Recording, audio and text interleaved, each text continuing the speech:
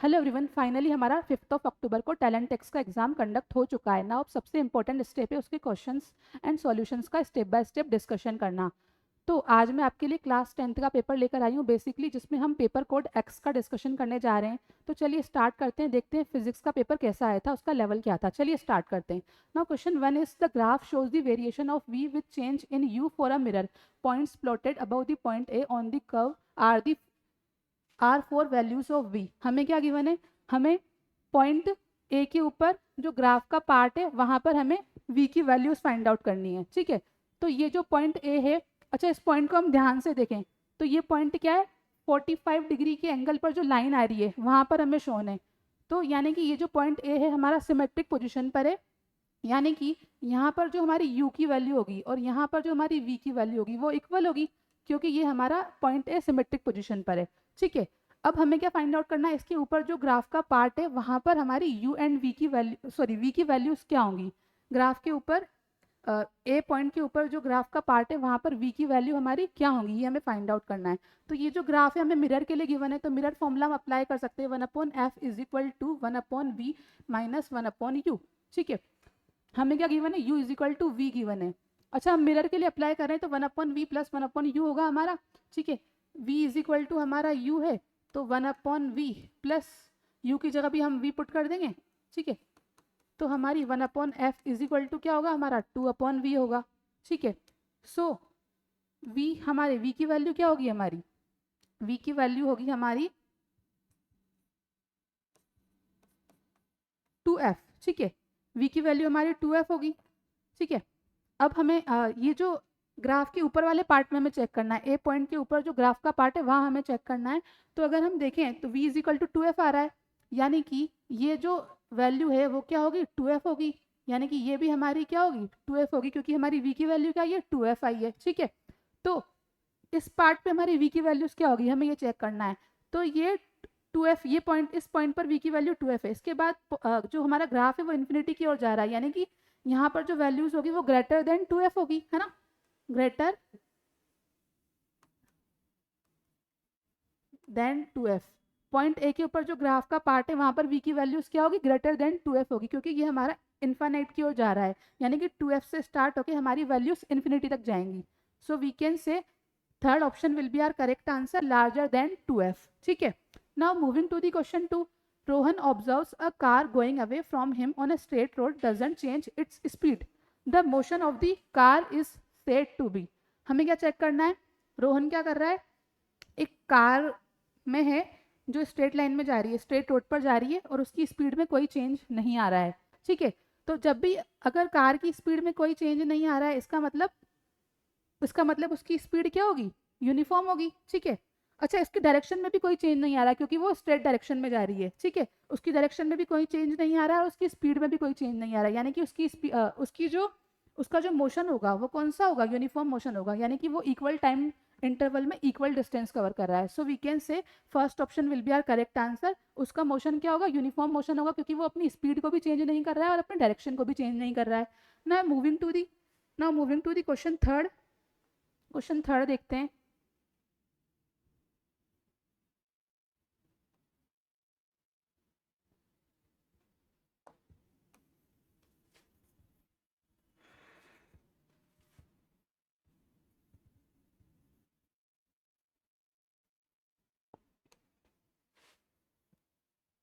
Question third is, figure shows the variation of force acting on a body with time. Assuming the body to start from rest, the variation of its momentum with time is best represented by which plot?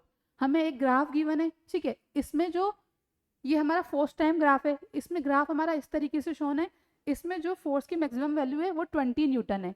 ठीक है, तो इसके according हमारा P और T के बीच में अगर हम ग्राफ प्लॉट करें वो कैसा आएगा वो हमें फाइंड आउट करना है। ठीक है, तो अगर हम ग्राफ के इस पार्ट को ध्यान से देखें तो इस केस में क्या हो रहा है, फोर्स इंक्रीज हो रहा है, फोर्स इंक्रीज हो रहा है, इसका मतलब एक्सलेशन भी इंक्रीज हो रहा होगा। ठीक है, तो एक्सलेशन इंक्रीज हो रहा होगा यानी कि वेलोसिटी इंक्रीज हो रही होगी। अच्छा, ग्राफ के इस पार्ट को हम देखें तो हमारा फोर्स डिक्रीज हो रहा है, फोर्स डिक्रीज हो रहा है यानी कि एक्सलेशन भी डिक्रीज हो रहा होगा, और अगर एक्सलेशन डिक्रीज हो रहा है इसका मतलब ये है वेलोसिटी भी डिक्रीज हो रही होगी। ठीक है, अच्छा अब इसका अगर हम एरिया फाइंड आउट करें, एफ टी ग्राफ का एरिया हमें क्या देता है, मोमेंटम बताता है। ठीक है, we know that F delta T is equal to impulse होता है and which is equal to change in momentum, ठीक है। तो इसका अगर हम एरिया निकालें तो हम चेक करते हैं मैक्सिमम मोमेंटम हमारा कितना हो सकता है।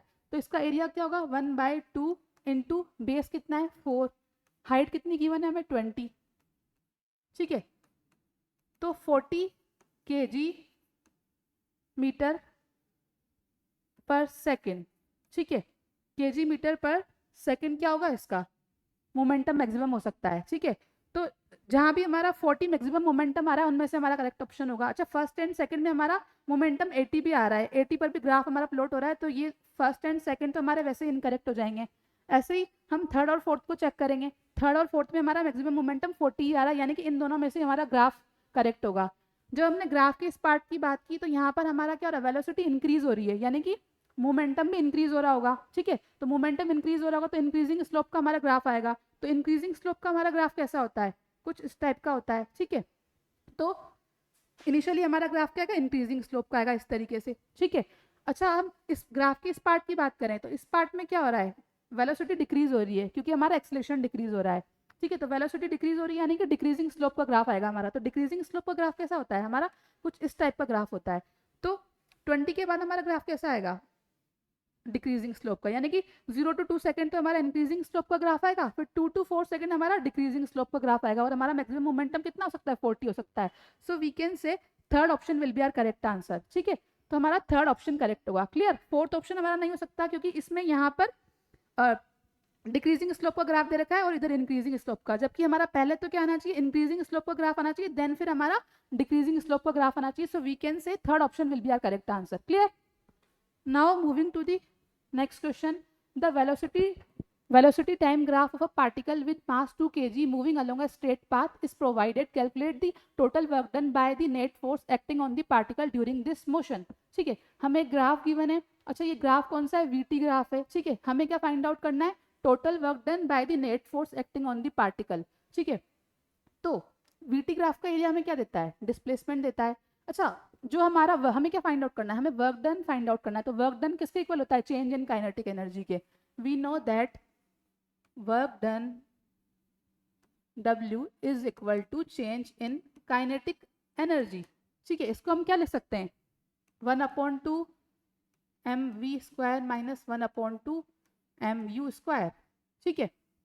हमारा इनिशियल वेलोसिटी कितनी है, इनिशियल वेलोसिटी हमारी 10 है, यानी कि u हमारा 10 है, 10 मीटर पर सेकंड। v की बात करें तो v हमारा 2 सेकंड पर क्या है, v की वैल्यू हमारी 0 है, v 0 है, ठीक है।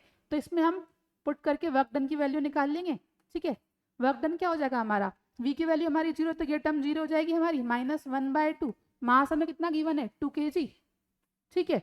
u की वैल्यू हमारी कितनी है, u की वैल्यू हमारी 10 है, 10 का स्क्वायर 2 से 2 कैंसिल आउट हो जाएगा, यानी कि -100। तो वर्क डन हमारा क्या होगा, -100 जूल, ठीक है।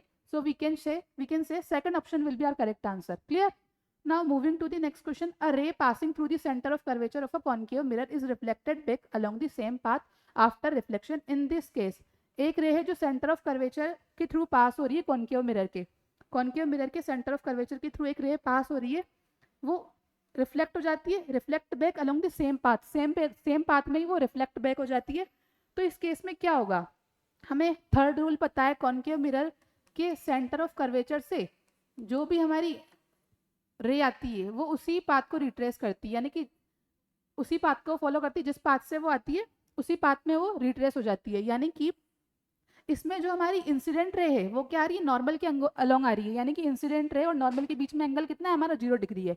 तो so according to law of reflection हमारा एंगल ऑफ रिफ्लेक्शन भी क्या होगा, 0 डिग्री होगा, ठीक है। तो इस केस में हमारा एंगल ऑफ इंसिडेंस क्या, एंगल ऑफ रिफ्लेक्शन के इक्वल है, which is equal to 0 degree. So we can say second option में हमारा गिवन है angle of incidence is equal to angle of reflection is equal to 0 degree. So we can say second option will be our correct answer, क्योंकि इसमें incident ray normal के along आ रही है तो उसका एंगल ऑफ इंसिडेंस 0 डिग्री होगा। So according to law of reflection हमारा angle of reflection भी 0 होगा। तो दोनों हमारे angle of incidence angle of reflection के इक्वल है which is equal to 0 degree. So we can say second option will be our correct answer, second option हमारा correct होगा, clear. Now moving to the question 6 question देखते हैं।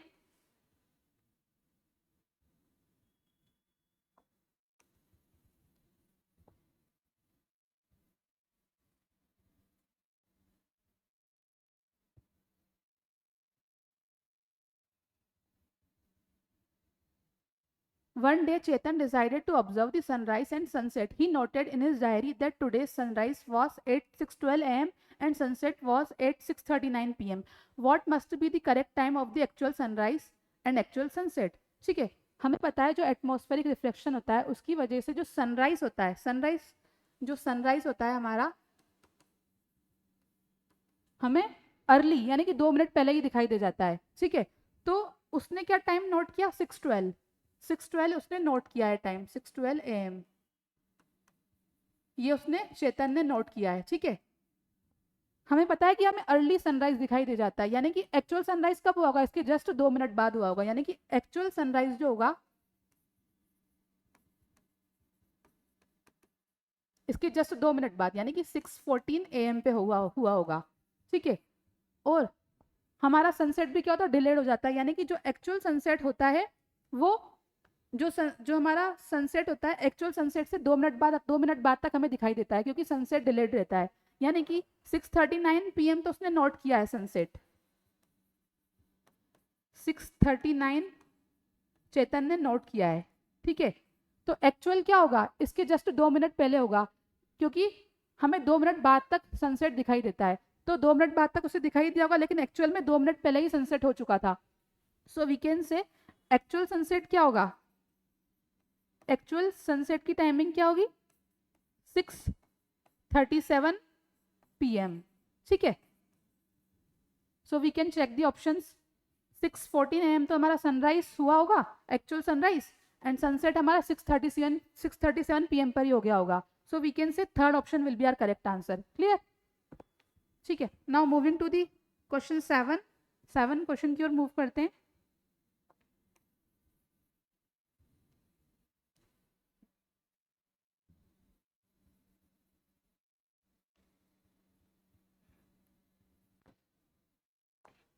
Which of the following 4 objects requires the greatest change in momentum to stop moving?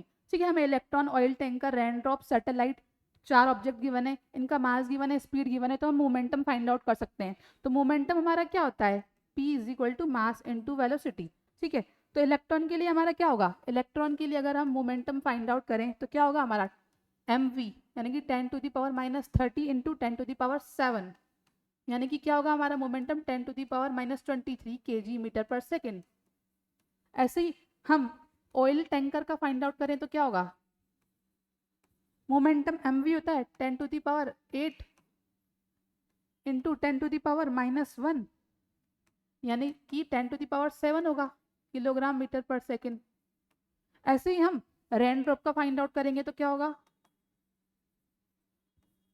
10⁻⁻4 into 10⁻1 है, यानी कि 10⁻³ होगा raindrop का kg/s। ऐसे ही सैटेलाइट का अगर हम फाइंड आउट करें, सैटेलाइट का क्या होगा हमारा? 10⁻³ इंटू 10⁻3, यानी कि 10⁻6 kg/s। इन वैल्यूज को, मोमेंटम की वैल्यूज को अगर हम ध्यान से देखें, ये हमारा इलेक्ट्रॉन के लिए है, ये हमारा ऑयल टैंकर के लिए, ये हमारा रेनड्रॉप के लिए, ये हमारा सैटेलाइट के लिए। इन चारों वैल्यूज को अगर हम ध्यान से देखें तो हमें क्लियरली दिख रहा है इसमें मैक्सिमम वैल्यू किसकी आ रही है? 10⁻7 हमारी मैक्सिमम वैल्यू है। इनको अगर हम कंपेयर करें, 10⁻⁻23 एक वैल्यू है हमारी, एक वैल्यू 10⁻7 है, एक वैल्यू हमारी 10⁻3 है, एक वैल्यू 10⁻6 है। तो इन चारों में मैक्सिमम वैल्यू कौन सी है? 10⁻7, जो किसकी वैल्यू है? ऑयल टैंकर की। यानी कि ऑयल टैंकर का मोमेंटम क्या है? लार्जेस्ट है, यानी कि इसको स्टॉप करने के लिए हमें क्या होगा? Greatest change in momentum require होगा, यानी कि ऑयल टैंकर को हमें मूव करने से स्टॉप करने के लिए क्या करना होगा? ग्रेटेस्ट चेंज इन मोमेंटम करना होगा। So oil tanker requires a greatest change in momentum to stop moving. So we can say second option oil tanker will be our correct answer. Clear? Now moving to the next question. The weight of an object in the deep coal mine in Jharkhand on a beach in Mumbai at the top of a high hill in Shimla are W1, W2 and W3 respectively then. ठीक है, हमें क्या given है? एक object है, उसका wait given है 3 places पर। एक तो deep coal mine in Jharkhand, on a beach in Mumbai, at the top of high hill. अच्छा, हमें एक चीज पता होनी चाहिए, at the surface of earth क्या होता है? At the surface of earth क्या होता है, जी की वैल्यू स्टैंडर्ड रहती है, स्टैंडर्ड जी की वैल्यू रहते हैं, ठीक है, ठीक है। सरफेस ऑफ अर्थ के हम सरफेस ऑफ अर्थ पे हम जी की वैल्यू क्या लेते हैं, स्टैंडर्ड जी की वैल्यू लेते हैं। अच्छा, अगर हम अर्थ की सरफेस से अबव जाएं तो तब जी की वैल्यू हमारी क्या होती है, डिक्रीज हो जाती है, ठीक है। ऐसे ही अर्थ की सरफेस के अंदर जाएं हम डीप, तब भी जी की वैल्यू डिक्रीज होती है, ठीक है। तो अगर हम बात करें deep coal mine in Jharkhand, तो यानी कि ये क्या है, अर्थ की सरफेस के अंदर डीप में है, यानी कि जी की वैल्यू क्या होगी, डिक्रीज होगी। यहाँ पर जी की वैल्यू क्या हो रही है, हमारी डिक्रीज हो रही है, ठीक है।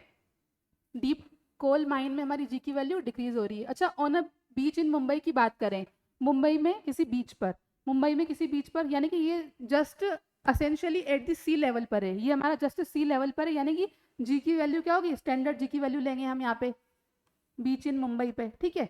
अच्छा, eight the top of a high heel in the Shimla, ठीक है, शिमला में किसी हाई हिल पर, यानी कि हम अर्थ की सरफेस से ऊपर जा रहे हैं, तो अर्थ की सरफेस से हम ऊपर जा रहे हैं तो इसका मतलब क्या है, जी की वैल्यू डिक्रीज हो रही होगी, ठीक है। तो अगर जी की वैल्यू डिक्रीज हो रही है इधर, तो वेट की वैल्यू भी कम होगी इधर, और इधर जी की स्टैंडर्ड वैल्यू है तो W इज इक्वल टू हमारा mg होगा, ठीक है। और इधर भी जी की वैल्यू डिक्रीज हो रही है तो W की वैल्यू कम आएगी इसके कंपेयर में, ठीक है। इसको अगर हम W1 माने, इसको W2 माने, इसको W3 माने, तो हम इजीली कंपेयर कर सकते हैं, ठीक है, इजीली हम कंपेयर कर सकते हैं। W1 क्या आएगा हमारा, कम आएगा, W2 हमारा स्टैंडर्ड जो जी की वैल्यू वो लेकर आएगा, यानी कि mg हमारा, W2 हमारा मैक्सिमम होगा, ठीक है, और जो W3 होगा हमारा वो कम आएगा, ठीक है। तो W1 और W2 को हम कंपेयर करें तो W2 की वैल्यू हमारी लार्जेस्ट है, ऐसे ही हम W2 एंड W3 को कंपेयर करें, W2 एंड W3 को कंपेयर करें तो W2 की वैल्यू लार्जेस्ट होगी, क्योंकि यहाँ पे हम स्टैंडर्ड जी की वैल्यू ले रहे हैं, तो इससे हमारा रिलेशन क्या बनेगा, W1 और W2 में कौन ग्रेटर देन है, W2, ऐसे ही W3 एंड W2 में कौन ग्रेटर देन है, W2। सो वी कैन से ये हमारा आंसर होगा, तो we can check the options, W1, ठीक है, लेस देन W2, ठीक है, ग्रेटर देन W3, तो we can say first option will be our correct answer, first option हमारा करेक्ट होगा, clear. Now moving to the next question.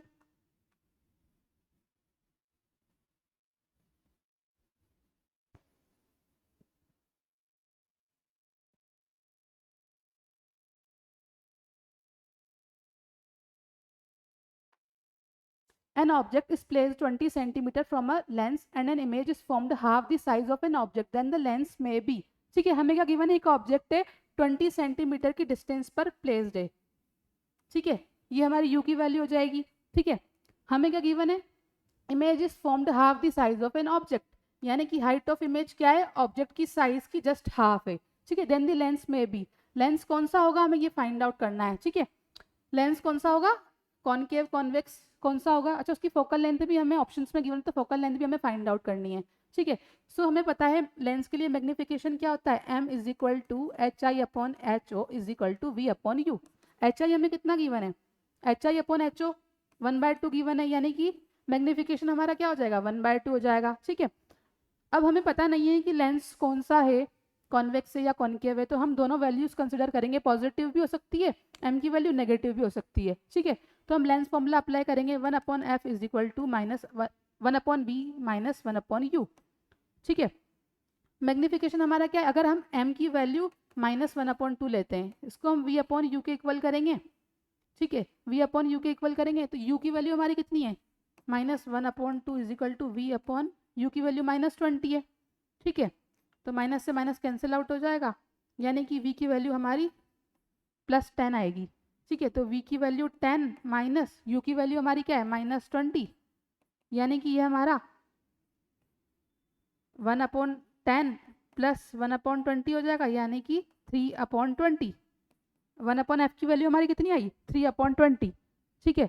तो f की value हमारी क्या होगी, f की वैल्यू होगी हमारी 20/3, इसको हम सॉल्व करेंगे तो क्या आएगा हमारा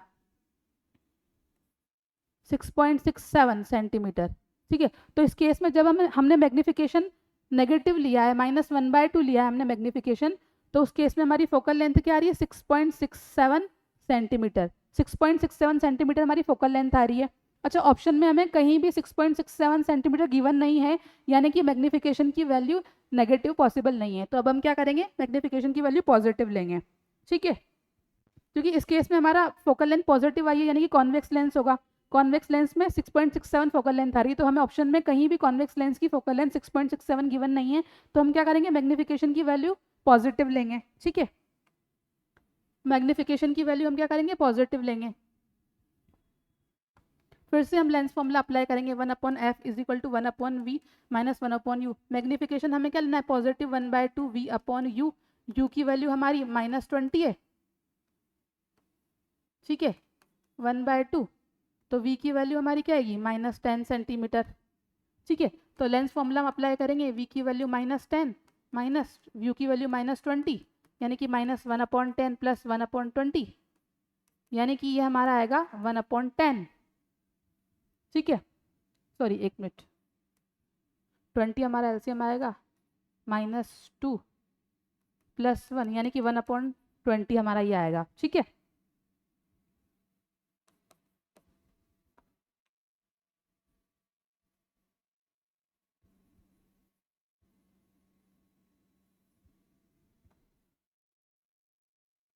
फोकल लेंथ क्या आई है हमारी, 1/f की वैल्यू क्या आई है हमारी, 1/20, तो फोकल लेंथ हमारी क्या होगी, 20 सेंटीमीटर। अच्छा, ये वैल्यू क्या आएगी हमारी, नेगेटिव आएगी।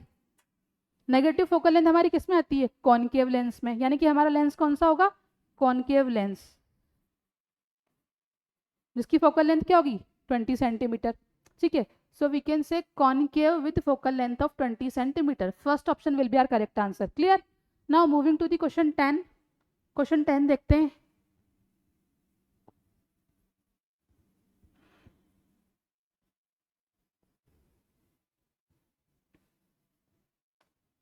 A toy car of mass 10 kg moves up a ramp under the influence of force F. The work done by the force is 550 joule from x is equal to 0 to x is equal to 11 meter. Consider the ramp and flat surface is frictionless and toy car starting from rest. Then the maximum height attained is given by. हमें एक car given है, वो x is equal to 0 पर है, x is equal to 0 position पे वो move करके x is equal to 11 metre पर आती है, तो उसमें वर्क डन कितना होता है, 550 जूल होता है, ठीक है। So we know that work done is equal to change in kinetic energy, यानी कि यहाँ पर पहले कार क्या थी, रेस्ट में थी, तो उसकी काइनेटिक एनर्जी 0 थी, तो जैसे ही वो x is equal to 11 metre पर आई, तो उसकी वेलोसिटी स्पीड इंक्रीज होने की वजह से वो x is equal to 11 metre पर आई है, यानी कि उसकी काइनेटिक एनर्जी इंक्रीज हो रही होगी, यानी कि वर्क डन किसके इक्वल होता है, चेंज इन काइनेटिक एनर्जी के, यानी कि यहाँ से यहाँ तक आने में जो चेंज इन काइनेटिक एनर्जी हुई होगी वो वर्क डन के इक्वल होगी। तो वर्क डन हमें कितना गिवन है, 550 जूल, ये किसके इक्वल है, चेंज इन काइनेटिक एनर्जी के इक्वल है। अच्छा, अब क्या करेगी कार, कार जब 11 मीटर पे पहुंच जाएगी, उसने वर्क डन 550 जूल किया, तो उसके बाद वो हाइट पर चढ़ेगी, तो हाइट पर चढ़ने के बाद जितनी उसकी काइनेटिक एनर्जी है उतनी ही, जैसे जैसे वो ऊपर चढ़ेगी उतनी ही उसको काइनेटिक एनर्जी उसकी लूज होती जाएगी, ठीक है, काइनेटिक एनर्जी उसकी डिक्रीज होती जाएगी और उतनी ही उसको पोटेंशियल एनर्जी मिल जाएगी, यानी कि वो एच मैक्सिमम पे जब पहुंचेगी, कार यहाँ से मूव करके जब वो कार यहाँ पे एच मैक्सिमम पे पहुंचेगी, तो कार के एच मैक्सिमम पे पहुंचते ही उसकी पूरी काइनेटिक एनर्जी पोटेंशियल एनर्जी में कन्वर्ट हो जाएगी, यानी कि ये जो काइनेटिक एनर्जी है पोटेंशियल एनर्जी में कन्वर्ट हो जाएगी और वो सेम इसी के इक्वल होगी, यानी कि 550 mgh इज इक्वल टू हमारा 550 जूल होगा। मास हमें कितना गिवन है, 10 गिवन है, जी की वैल्यू हमें 10 लेनी है, एच की वैल्यू मैक्सिमम हमें फाइंड आउट करनी है कितनी हाइट तक वो कार गई है, ये किसके इक्वल है, 550 जूल के, ठीक है।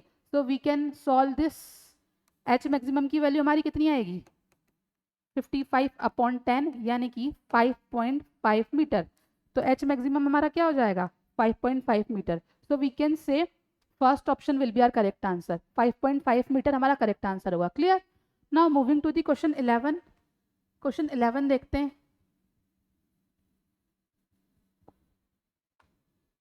A student claps while standing in between two cliffs. He heard the third echo 2 seconds after first echo. If the speed of sound in air is assumed to be 332 metre पर second, find the distance between the cliffs. हमें दो cliffs given है, suppose करते ये हमारा Cliff 1 है, ये हमारा क्लिफ 2 है, इसके बीच में एक पर्सन खड़ा हुआ है, ठीक है, वो क्या करता है, क्लैप करता है।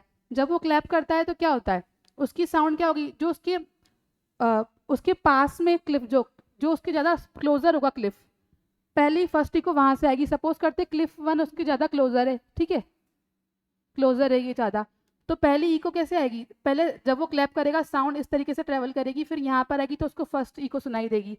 उसके बाद जो सेकंड इको हमारी आएगी वो सेकंड क्लिफ से आएगी, यानी कि साउंड इस तरीके से जाएगी, फिर वापस आएगी तो सेकंड इको उसको सुनाई देगी, फिर थर्ड इको उसको वापस फर्स्ट वाले क्लिप से सुनाई देगी, यानी कि साउंड इस तरीके से ट्रेवल करके फिर यहाँ आएगी तो उसको थर्ड इको सुनाई देगी। ठीक है, ये फर्स्ट इको का है, ये फर्स्ट इको का है, ठीक है। उसके बाद ये हमारा सेकंड इको का है, ये हमारा थर्ड इको का है, ठीक है। अच्छा, ये जो हमारी फर्स्ट इको आई थी, यानी कि इस पोजीशन पे पहुंचने के बाद थर्ड इको आने में उसको कितना टाइम लगा, थर्ड इको आने में 2 सेकंड का टाइम लगा है। फर्स्ट इको के बाद थर्ड इको सुनाई देने में 2 सेकंड्स का टाइम लगा है, यानी कि साउंड फर्स्ट इको जब हमें सुनाई दी इस पोजीशन पर, तो साउंड ने पहले ये डिस्टेंस ट्रेवल की, फिर ये डिस्टेंस ट्रेवल की, फिर ये डिस्टेंस ट्रेवल की, ये डिस्टेंस ट्रेवल की, यानी कि उसने दोनों क्लिफ के बीच की डिस्टेंस 2 बार ट्रेवल किए, यानी कि इसमें उसको 2 सेकंड का टाइम लगा है। यानी कि अगर साउंड इन दोनों क्लिफ के बीच की डिस्टेंस एक बार ट्रेवल करे तो उसको 1 सेकंड का टाइम चाहिए होगा। So we can say time will be 1 second होगा। हमें स्पीड ऑफ साउंड गिवन है, स्पीड ऑफ साउंड कितनी गिवन है, 332 मीटर पर सेकंड। तो हम इजीली दोनों क्लिफ्स के बीच की डिस्टेंस फाइंड आउट कर सकते हैं, ठीक है। तो डिस्टेंस क्या होगी हमारी, डिस्टेंस इज इक्वल टू, दोनों क्लिफ्स की डिस्टेंस हम इजीली फाइंड आउट कर सकते हैं। डी क्या होगी हमारी, v इंटू टी, v हमारा कितना है 332, टाइम हमारा 1 सेकेंड होगा, क्योंकि डबल साउंड ने 2 बार ये डिस्टेंस ट्रेवल की, उसमें उसको 2 सेकंड लगे। तो अगर हम एक बार ही कंसीडर करें, इस डिस्टेंस को हमें एक बार ही ट्रेवल करना है, क्योंकि हमें इन दोनों क्लिफ के बीच की डिस्टेंस फाइंड आउट करनी है। तो अगर कोई पर्सन यहाँ से यहाँ तक चलेगा तो उसको सिर्फ एक, मतलब इस पर्सन को जो ये साउंड सुनाई दी है वो 1 सेकंड के अंदर सुनाई दी है, ठीक है। मतलब जो साउंड है उसने यहाँ से जब सेकंड इको के बाद थर्ड इको में सुनाई दी तो 2 सेकंड में सुनाई दी है, ठीक है। तो इस केस में साउंड ने 2 बार इन दो क्लिफ के बीच की डिस्टेंस ट्रेवल की है। तो हमें क्या करना है, ओनली एक बार साउंड को जो ट्रेवल करने में टाइम लगेगा वो चेक करना है, वो हमारा 1 सेकंड होगा, तो टी हम 1 सेकंड लेंगे। सो 332 मीटर हमारी डिस्टेंस आएगी, ठीक है। साउंड की स्पीड हमें 332 गिवन है, टाइम हमारा 1 सेकंड होगा। So 332 metre will be distance between 2 cliffs, यानी कि दोनों क्लिफ्स के बीच की डिस्टेंस कितनी होगी, 332 मीटर होगी। So we can say second option will be our correct answer. Clear? Now moving to the next question.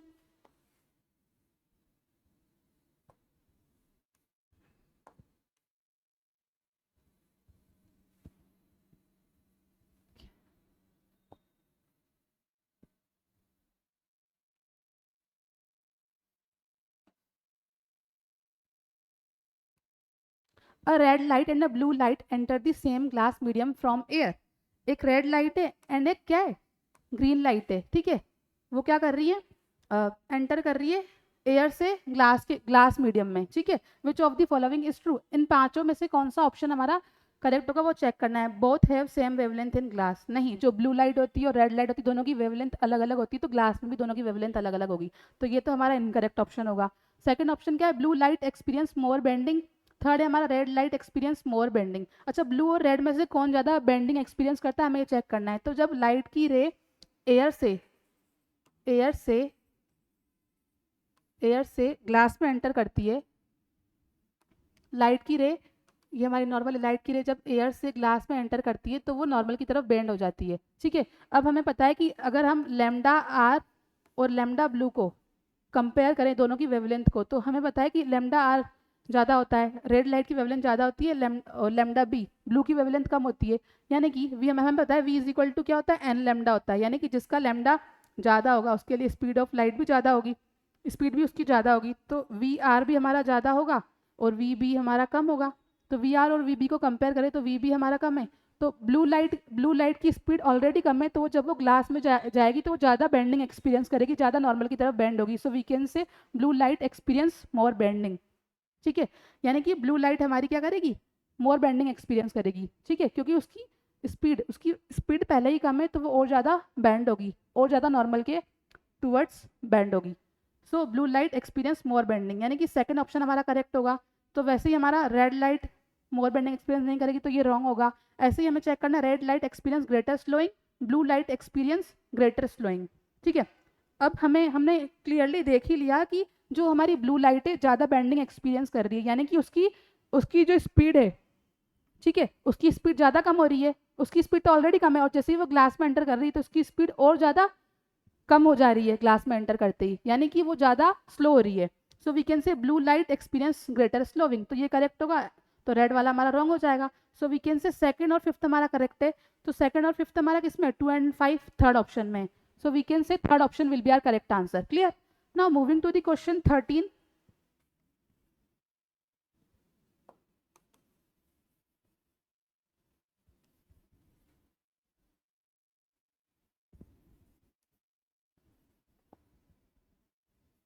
Question 13 की ओर मूव करते हैं।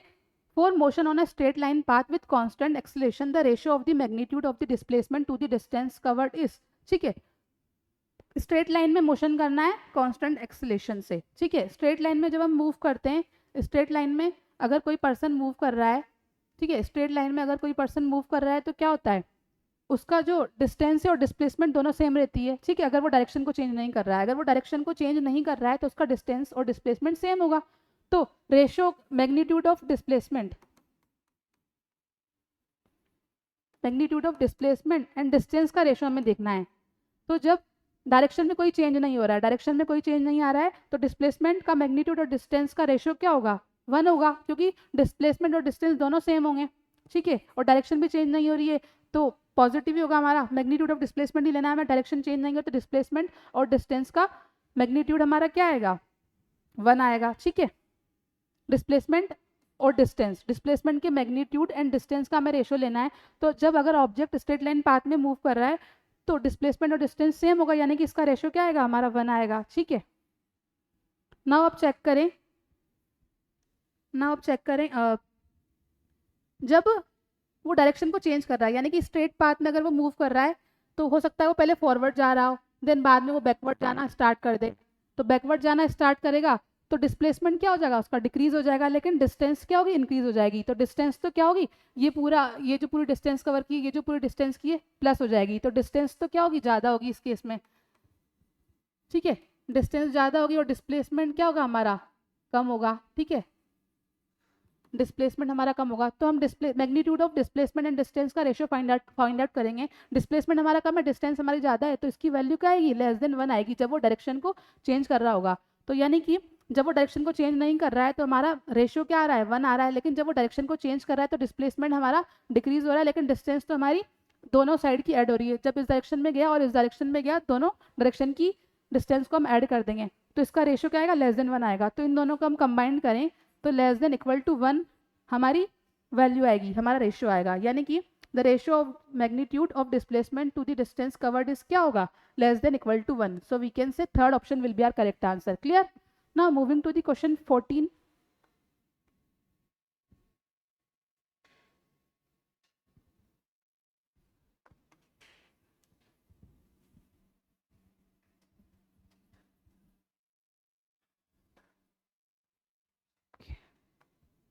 The distance between three consecutive troughs in a wave produced in a string is 4 centimeter. If 2.5 wave cycles pass through any point in a second, the wave in the string has velocity. हमें एक wave given है, wave हमारी कैसी होती है, इस type की होती है। ठीक है, ठीक है, हमें क्या गिवन है, 3 कंसिक्यूटिव ट्रफ के बीच की, ठीक है, डिस्टेंस गिवन है। तो 3 कंसिक्यूटिव ट्रफ, यानी कि ये हमारा क्रेस्ट होता है, ये ट्रफ होता है, तो 3 कंसिक्यूटिव ट्रफ के बीच की डिस्टेंस कितनी गिवन है हमें, 4 सेंटीमीटर। ठीक है, और हमारा लैम्डा क्या होता है, कंसिक्यूटिव ट्रफ के बीच की डिस्टेंस, यानी कि यहाँ से यहाँ तक की, यानी कि यहाँ से यहाँ तक की जो डिस्टेंस होगी वो हमारी लैम्डा होगी, यानी कि ये क्या है, इसकी जस्ट हाफ है, तो लैम्डा हमारा क्या हो जाएगा, 4 सेंटीमीटर अपॉन 2, यानी कि 2 सेंटीमीटर हमारा लैम्डा हो जाएगा। ठीक है, और हमें क्या गिवन है, if 2.5 wave cycles pass through any point in a second, यानी कि हमें फ्रीक्वेंसी गिवन है, फ्रीक्वेंसी हमारी कितनी है, n is equal to f is equal to हमारा कितना है, 2.5 हर्ट्ज। ठीक है, अब हमें क्या फाइंड आउट करना है, वेलोसिटी फाइंड आउट करनी है। So we know that v is equal to n lambda, n lambda f lambda एक ही बात है। ठीक है, फ्रीक्वेंसी हमारी कितनी है, 2.5 और 2 सेंटीमीटर हमारा लेमडा है। ठीक है, 2.5 इंटू 2 हमारा क्या हो जाएगा 5 सेंटीमीटर पर सेकेंड। सो वी कैन से हमारी वेलोसिटी क्या हो जाएगी 5 सेंटीमीटर पर सेकेंड। ठीक है, so we can say fourth option will be our correct answer. ठीक है, स्ट्रिंग हैज वेलोसिटी कितनी होगी, स्ट्रिंग की कितनी वेलोसिटी होगी 5 सेंटीमीटर पर second. Clear, fourth option will be our correct answer. Now moving to the last question. ठीक है, 2026 का लास्ट क्वेश्चन डिस्कस करने वाले हैं हम।